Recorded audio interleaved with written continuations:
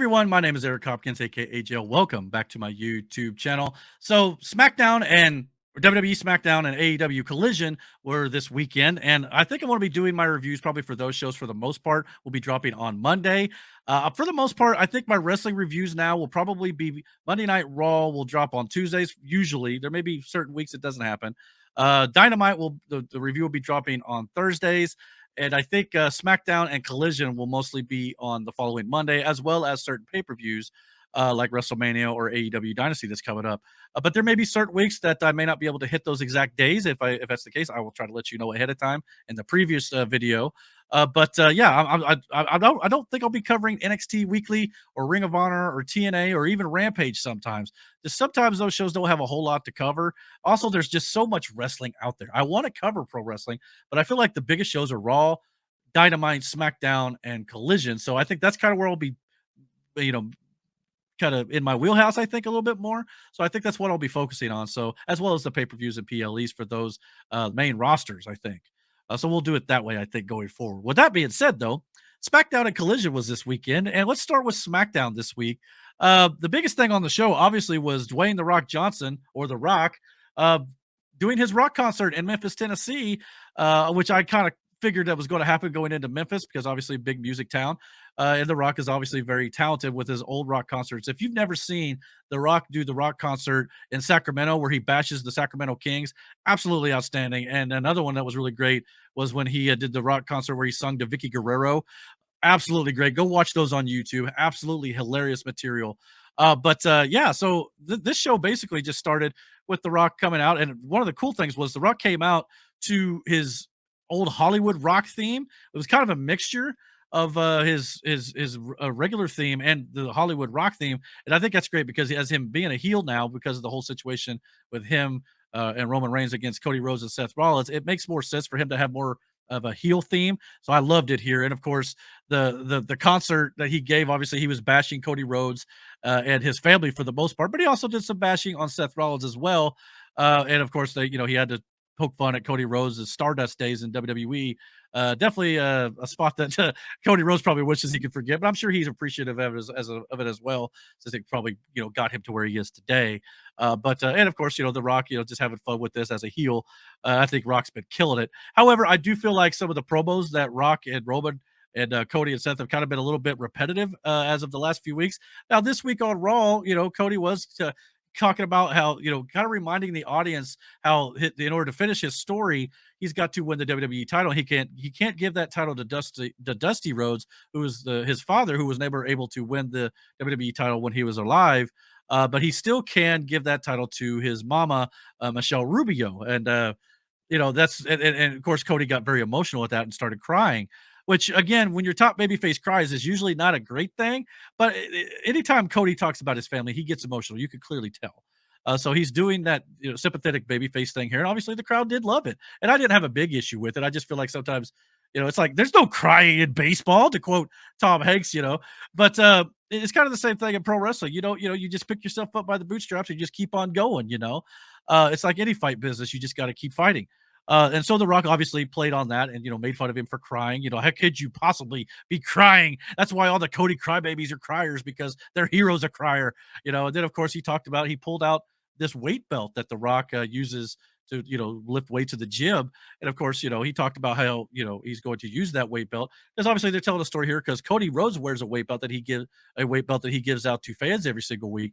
And of course, so Rock talks about he's going to use that weight belt and just beat Cody Rhodes senseless, and he's going to bash his head in, and he's going to get blood all over this weight belt, and then he's going to go over to Mama Rhodes at WrestleMania, and he's going to hand her that weight belt, and he's going to listen. He's going to whisper into her ear, and he's going to say, "What can I say except you're welcome?"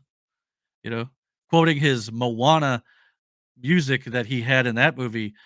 So yeah, it was a great promo. It was very creepy, very methodical, very sinister, very sadistic. And it was a side of The Rock that we've really not seen in a lot of years. The Rock's he hasn't played the heel very much in his career. He's done it a few times, but for the most part, he's been a babyface. And I think that's what they originally wanted him to be when he came back this time to face Roman Reigns. But after the fan backlash of taking Cody Rhodes out of the main event at WrestleMania after winning the Royal Rumble, it really set a lot of fans off. And I think that this is the best route that you could take with The Rock. You turn him full blown heel. And I think what's going to happen either at WrestleMania or a little bit later down the line, Roman Reigns is going to turn on The Rock, or Roman Reigns is going to go turn on The Rock, or Rock's going to turn on Roman Reigns. One way or the other, it's going to go down. And of course, we're still going to get that Rock versus Roman Reigns match eventually. Although I kind of hope they maybe wait a little bit. I'd like to see Rock versus Cody Rhodes one-on-one at some point. That could be great. However, I'm glad that The Rock is actually going to be in a tag match, his first match back after 11 years. His last match in WWE was 2013 against John Cena at WrestleMania 29. Think about that. And Rock's not getting any younger. And during that match, Rock, I believe, blew his groin or something in his leg. He blew something out. He had to have surgery on it. So it does worry me that The Rock could get injured, especially in a one-on-one match. So I think a tag match, that way Roman Reigns could take a lot of the heat off The Rock, and Cody Rhodes and Seth Rollins could do a lot more of the work, even though Seth's coming off an injury as well. I just think it's a great spot for The Rock to kind of dip his toe in the pool a little bit, get his feet wet, and try to ease himself back into this if he's going to start doing this a little bit more based on storylines that he's getting set up with Cody and Roman. We'll have to wait and see how much The Rock is going to be involved in this after WrestleMania, or does he go back to Hollywood? We'll just have to wait and see. But then again, I did see something on X not too long ago that apparently The Rock has had more appearances on SmackDown in 2024 than Roman Reigns has. Not sure if that's accurate, but if it is, wow. Uh, but yeah, I thought the rest of the show was pretty good. I mean, obviously, the big story is obviously going to be The Rock. The Rock is absolutely great. We should appreciate him while we have him, because he's hitting on all cylinders. He's doing these great promos on X. He's doing a great job with the heel character. I just hope it all pays off at WrestleMania, and I'm sure it's going to go off without a hitch. So yeah, this show, obviously, it was great to see matches that were added to WrestleMania. We got this is the full card for WrestleMania that we have as of right now.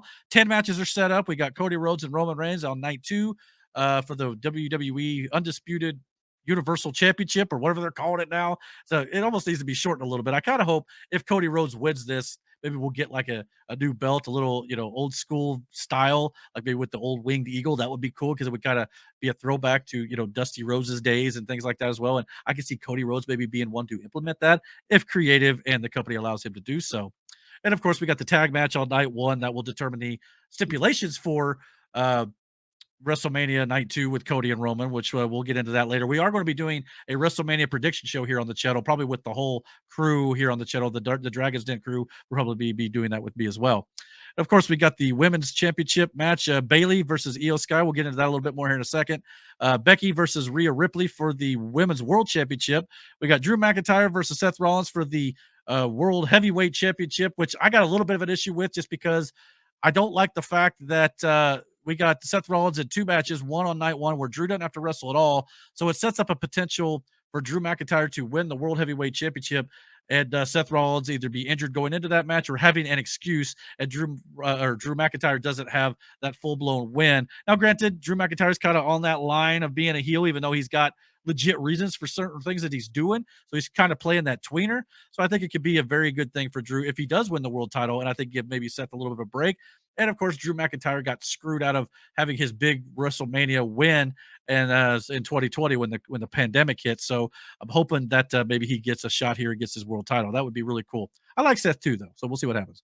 Then, of course, Gunther and Sami Zayn. Everybody was upset on Monday Night Raw about Sami Zayn winning the opportunity in that gauntlet match to face Gunther. Everybody felt like it should have been Chad Gable. It's kind of crazy, though, because everybody last year wanted Sami Zayn to win the world title from Roman Reigns, and now all of a sudden they don't like the fact that they're booking him against Gunther. Maybe they're telling a story with Chad Gable here, and Chad Gable is itching closer to getting that big win, so just be patient with him as well. I think now that the company is under leadership that's not Vince McMahon, it's going to be a little bit better for guys like Sami Zayn and Chad Gable. Just give him a little time, have a little faith. This may be Sami Zayn's chance right now. However, it looks like I wouldn't be surprised if Gunther actually retains the championship at WrestleMania and continues his historic reign here. And of course, we got on SmackDown 2 matches. Actually, 3 matches were finally confirmed on SmackDown. We now know who Logan Paul will defend his United States Championship against. It's going to be Kevin Owens and Randy Orton in a triple threat match. So the odds are stacked against Logan Paul in this one. Should be a good match, though. And again, I think it's a good way to kind of help out Randy Orton if he's still kind of having some issues coming back from his big back injury. I think Kevin Owens and Logan Paul could take a lot of the heat off of Roman Reigns. So again, I think that's good booking. We finally got Jimmy Uso finally addressing Jay Uso's challenge that he had on Raw for a match, brother versus brother at WrestleMania. So I think that's going to be great. It's going to be a great match. And I actually saw this recently too. I thought this was really cool. Since WrestleMania 10, every 15 years, we've had real life brothers wrestle each other at WrestleMania. And I think that's a really cool thing. I don't know how long we'll be able to keep that streak going, but maybe 15 years from now at WrestleMania 55, we'll have another set of brothers who's able to wrestle each other. Obviously, the iconic match, WrestleMania 10, Bret Hart versus Owen Hart. Jeff Hardy versus Matt Hardy at WrestleMania 25, and of course the Usos one-on-one at WrestleMania 40, which I'm definitely looking forward to. I like how a lot of times when tag teams break up, you get like the Marty Jannetty situation and Shawn Michaels. One guy clearly goes on to be a megastar, and the other guy doesn't. So far, that's been working pretty well with the Usos, even though the Uso Jimmy in particular went back to the bloodline, which I kind of didn't quite understand when they did it. I was like, why'd you break away just to go back?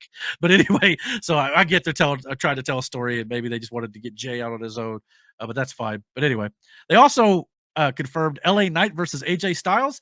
Originally, I thought LA Knight was going to be wrestling Logan Paul for the United States Championship, but they kind of threw me a little bit of a curveball elimination chamber. It had AJ Knight attack Logan Paul, or I'm sorry, LA Knight after LA Knight beat AJ Styles to get into the chamber. So I thought that was some nice bit of storytelling as well. And I think this is going to be a good match between the two. And hopefully it'll build LA Knight to be a bigger star. Maybe AJ Styles gives him the rub here and kind of gives him the victory and does good business and builds Logan or LA Knight. I keep calling him Logan Paul, but LA Knight, and hopefully he'll start to continue to rise as well. I think LA Knight's got a lot of potential, and I hope he finally sees that. And as well as we got a 6-pack ladder match challenge, or for the undisputed WWE Tag Team Championships. We've got dueling tournaments right now for the tag team titles on WWE and AEW right now. Of course, the Judgment Day will be defending against 5 different teams that they're having tournament brackets for on Raw and SmackDown right now to determine who they will be wrestling coming up soon. And again, we'll discuss that more once we get to our WrestleMania prediction show here on the channel. And of course, what else happened on the show? Looked like the end of the show had Bailey versus Dakota Kai, which I thought was a really good match.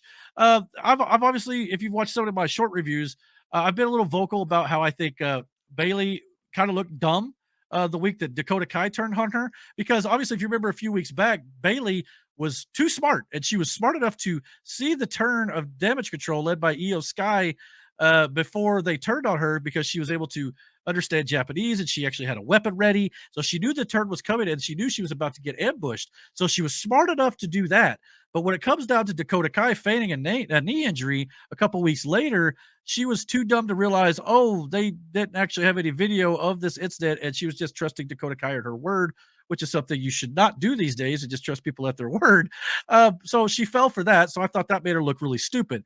However, all that being said, I think that Dakota or Bailey and the Dakota Kai and the whole Damage Control story is actually turning out to be pretty good, because by the end of SmackDown, they had all of Damage Control were outside the ring, and they cost well they I guess Bailey won by disqualification after Damage Control got involved, and they all started just beating up on Bailey. And of course, the story they've been kind of telling is that Naomi, who is a real good friend of Bailey in real life, along with Mercedes Moné, who is now in AEW, they're all real close friends in real life. And Naomi, now that she's come back from TNA, she's kind of been talking to Bianca Belair, like, "Hey, I feel bad for Bailey. She's like my best friend. I mean, we got to help her." But Bianca Belair, what's interesting about it is Bianca's been in WWE this entire time, and she's had her run-ins with Bailey. She's seen all the stuff, the bad stuff that Bailey has done when she was the leader of Damage Control. So Bailey doesn't, or I'm sorry, Bianca Belair doesn't have a whole lot of sympathy for Bailey because of all that. So the story they're telling is what they did at the end of this show when when Naomi comes out to try to save Bailey after she's getting ambushed by Damage Control. Of course, that leads to Naomi getting destroyed as well. And of course, the crowd knows that she's been talking to Bianca Belair. The crowd starts chanting EST, EST, hoping that Bianca will come down. But the show goes off the air with Bianca Belair not showing up. So the story is, will Bianca Belair come around and actually decide to side with Naomi and Bailey against Damage Control, or will she continue not to trust Bailey? That's good, intriguing storytelling, and I'm very happy to see WWE do something that good with the women's division. Now, I personally don't know exactly where they're going to go with it. They could do like a 6-woman tag, but it would be kind of weird when there's 4 members of Damage Control. But what I think could be possibly happening here is we could be getting Bianca Belair and Naomi teaming up against the Kabuki Warriors for the WWE Women's Tag Team Championships at WrestleMania on the kickoff show or early in the card, whatever it might be. But maybe they'll add a third person and make it a 6-woman against Dakota Kai, because Bailey herself will be going up against Io Sky for the women's WWE Championship. So we'll just have to wait and see how that goes. But yeah, I thought SmackDown was a great show. Top to well, great's a strong word. I mean, it's a very good show. It was borderline great. So I'll give it some credit. It was a good show this week, and I hope you guys check it out. On the AEW Collision side this week, we had a pretty good show, all things considered, and maybe not as much in the story department. I know a lot of people have that complaint about AEW, but AEW had some great wrestling on the show. And to start the show off, they definitely had a great one here with Katsuyori Shibata versus Bryan Danielson. They had a really good match between each other. Very hard fought, very, very physical, very, very, very hard hitting. I mean, these guys were showing, they were just beat red, scars. I mean, it was just insane how much these guys beat the living crap out of each other. A very good match. I hope you guys will go check it out. I know a lot of people don't want to give AEW a chance because WWE has been around for 40 years or plus at this point. So I mean, I understand the trepidation because WWE is what everybody has known for a lot of years, and it's hard to kind of get out of like the routine and things like that. But WWE was also very bad for like the last decade while Vince McMahon was still there. They're starting to turn the corner now in WWE, and I'm very happy to see it, which is why I'm now going to be covering them on my channel a little more. But AEW is still doing great things over there. I know some people are like, oh, it looks like an indie show. It's a little low budget. They've actually done a lot of good things to improve their production value with the video boards, the new set designs, the tunnels, and everything they're doing over there is a lot of fun. And they've got great pro wrestling, and they do have storytelling. It may not be 20-minute promo segments like WWE sometimes cuts. And sometimes that's a bit excessive for WWE even. But AEW has been doing a pretty good job. And this match in particular was outstanding. So I hope you guys will go check that out on AEW Collision. Obviously, like I said, we have dueling tag team tournaments right now. We've got the vacant AEW tag team championships that are going to be put up in a tournament. And the show ended on that note. We had Oh, I'm sorry, it didn't end on that note, but it was a big ordeal here when we had the infantry pulled a gigantic upset over the House of Black, uh, Buddy Matthews and Brody King, after Mark Briscoe got involved and cost them the match and the tournament spot, which brought out Malachi Black. And it looks like I know they've kind of had their issues with Mark Briscoe as of late. And I know Mark Briscoe will be challenging Eddie Kingston for the Ring of Honor World Championship over in Ring of Honor at Supercard of Honor WrestleMania weekend on Friday. So what they may be setting up here is potentially the House of Black costing Mark Briscoe the world title in Ring of Honor to kind of, I'm not sure they're going to do that or not, but that's just me speculating. They could very well be doing that to kind of, a little bit tit for tat, so to speak. You know what I'm saying? But I don't know if they've got a plan to continue this storyline with Mark Briscoe. That's what it appears. So everybody complaining, I understand everybody's upset that the House of Black has not been given certain opportunities that people feel like they should have. But I mean, at the same time, and Malachi Black has finally gotten a singles match not too long back. They just want to see good talent utilized better and more often.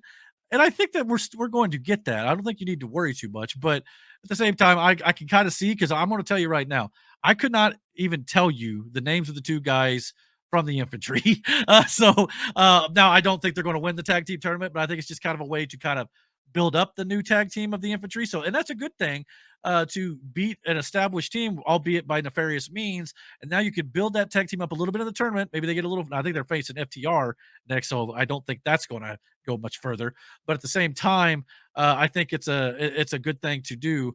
So I think what's going to happen eventually, this tag team is going to be built up a little bit, and you've got to build new stars, and hopefully this team can get over and they can do the right thing with that. It was also great to see Pac and Kyle O'Reilly compete in singles matches this week on Collision, especially after the injury to Pac and the big injury to Kyle O'Reilly, who was out for like 2 years with a neck injury, and he thought he was never going to wrestle again. So he was very emotional after his win. So it was definitely great to see those two back. I'm excited for both guys, and I can't wait to see what they do, especially with guys like Darby Allin, who has now broken his foot, who will be out of action for a little while now. And to wrap up this week's review for SmackDown and Collision, the show for Collision ended up ending the show with Adam Copeland in the ring, cutting a very fiery promo on his good friend Christian Cage, and he finally revealed what was inside the box that from last week, where Christian Cage went running, scared to death, and he has now officially named this contraption Spike. It is a giant 2x4 with nails sticking out of it, and he goes on to describe about how he had conversations with like who once named a barbed wire bat Barbie, and of course he also referenced Abyss from TNA, who did the same thing with his 2x4 with nails named Janice. So now he has his own version of this known as Spike. And of course, that's going to be leading into their big blood feud match, their I Quit match on AEW Dynamite this coming Wednesday. It'll be AEW's first I Quit match. And of course, I don't know if that means that's where the feud is going to end with Adam Copeland and Christian or not, or if we're going to get that continued, because this is for the TNT Championship. So we're going to be seeing what happens with that finally, and I'm very much looking forward to it. It's going to be in their hometown of Toronto, so it should be a big crowd hype for this as well. He got a big pop, I believe, in Ontario this week on Collision, so I'm looking forward to that as well. I hope you guys will check that out, because if you're WWE fans, you've been watching these guys for years. You should support these guys no matter what company they're in. I did a video, I think, last week when I was talking about Mercedes Moné joining AEW, talking about the tribalism in the wrestling community right now. You can like both shows. I like both shows. There was a time I didn't like WWE, but I like WWE. I like AEW, and I support the wrestlers in both companies, whether they're former AEW guys or they're former WWE guys. I liked it when Cody Rhodes went to WWE. I think they've done a great job with Cody for the most part. There's been a few things I've had some nitpicks on, but they've been doing a good job with him over there. And I'm sure they'll do the good things with Andrade, who was originally WWE to begin with. There's going to be guys that, those of you who are upset about guys jumping to different shows, guys and gals, you guys don't remember the Attitude Era too much. That happened quite often in the Attitude Era. So this isn't anything out of the ordinary. This is what happens when you got two good companies competing at the same time, and it makes the product better in both places. That's why these tribalistic fans out there who want one company to die so the other one can be better. When that happens, if it ever happens, one company's probably going to, if it'll be completely gone, and the other one will drop off in quality because it has nobody to compete with anymore. It's bad for the wrestlers. It's bad for the business.